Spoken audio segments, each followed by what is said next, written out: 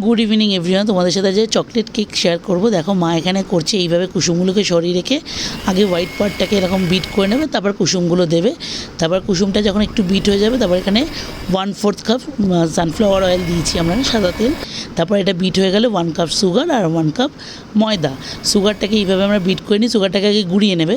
এই যে ময়দাটাকে এবার ভালো করে ছানতে হবে। দেখো ময়দাটাকে ছানার পর এখানে বেকিং পাউডার, বেকিং সোডা মাপগুলো আমি এখানে লিখিয়ে দিয়েছি। আর যেহেতু চকলেট কেক তাই 3 টিস্পুন কোকো পাউডার। এইভাবে ভালো করে ছেনে নেবো যাতে এই গুঁড়োগুলো যাতে কেকের মধ্যে না পড়ে। তারপরে এইভাবে এটাকে মেশাতে হবে।